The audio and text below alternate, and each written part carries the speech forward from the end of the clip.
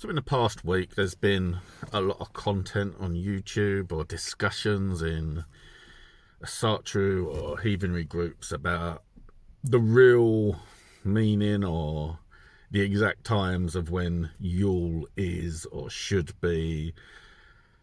In particular, whether Odin is Santa Claus or not, reasons for, reasons against. I think the main thing is, earlier this week, Ocean Keltoy released a really, as to be expected from Ocean, a really great video on what sources there are to suggest or argue, counter-argue, what we actually have written from our sources, the only sources we've got, and how that mingles or blurs with Christianity and Christmas. And I'm not going to critique any of that. I mean, you've got Jackson Crawford's video where he says that Odin is not Santa Claus, and I'll say some other content in between, tossing the, I don't know, Yule log this way and that in various arguments.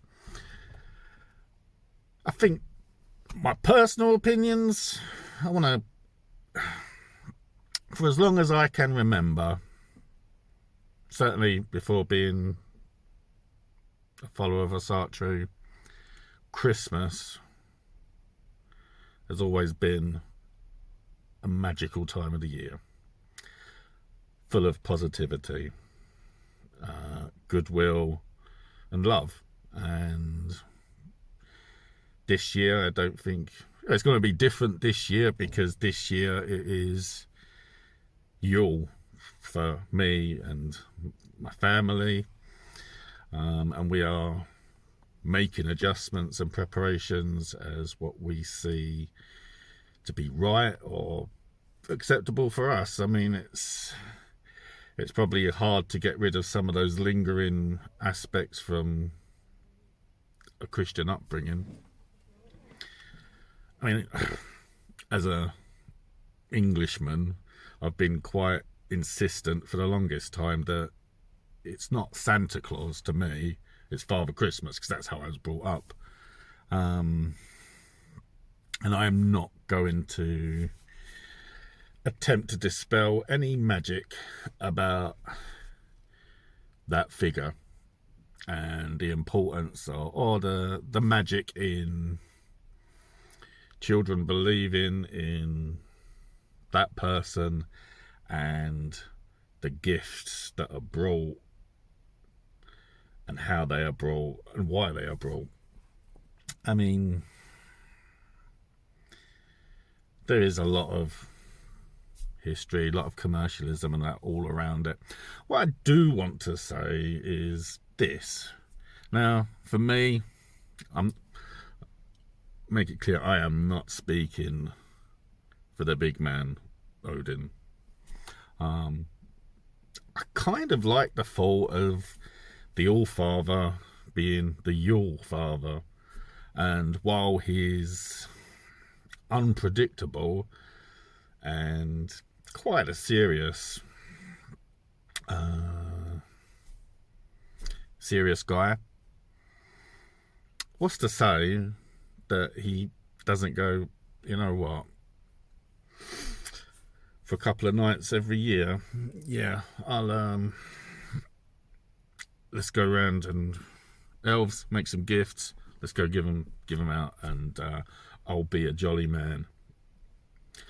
He has a lot of weight on his shoulders, and I don't think it's the worst thing to consider Odin as the Yule Father, and there being a part of this myth that can be attributed to him.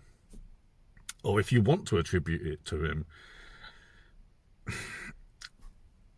we shouldn't be dictated by the sources, because the sources aren't complete. in some sections they're vague, or they don't address some things, or we've lost things, and we've got to be able to take some steps of belief. And I don't know, is it so bad if Odin is the Yule father and fills that role? I mean, alternatively, the next best comparison, if you want to ride the sleigh of joy along these lines, is, well, let's attribute it to the role of Santa Claus, Saint Nick, various other names. Obviously, the list of the good girls and boys versus the bad, that is quite a simple, straightforward justice system. So let's throw into the mix that, okay, maybe it isn't Odin. Maybe Odin isn't the Yule father. Maybe it's Tyr, who is associated with justice. And at this time of year, there's this time that children, for this time of the year, children are held to account for their actions in a, have you been a good girl or boy, or have you been a naughty?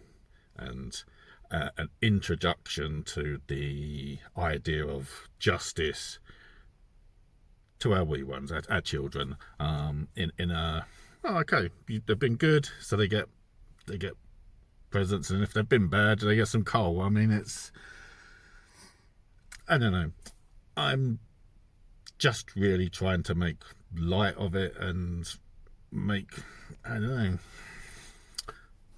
make some thought-provoking ideas that other people can pick up or not. I mean, it's, I think personally, I'll be going along the lines of referring to Odin as the Yule father for this time of year, and I'll wait for him to tell me different or not. I mean, again, going back to Odin, he's very much a man for all seasons, or an Aesir for all seasons, or a Jotun for all seasons, depending how you want to refer to his origins. His, thus far on my path, I've observed and feel that Odin understands each and every one that's mentioned in the sources, and enjoys being unpredictable. This is why I think he understands Loki and has this bond to him, understands his wife Frigg, understands Heimdall, Tyr, blah blah blah. He understands each and every one of them, but he is one of a kind. And I don't think there's anything wrong with him chucking off a lot of responsibility for a short period in the year to be a jolly old guy who likes to see some goodwill spread around. This is the wanderer. He goes off wandering in disguise. I don't know. It's Yule time, and I'd much rather be thinking positively and being happy and trying to generate goodwill than arguing over what the sources say and what the sources don't say and what's been Christianized and what hasn't, etc, etc, etc. It's a good time of the year. Enjoy it and take a few steps of faith and make it what you want it to be. So have a great Yule. I'll probably do a message closer to the time anyway, but this is a Yule video. Go figure. Cheers.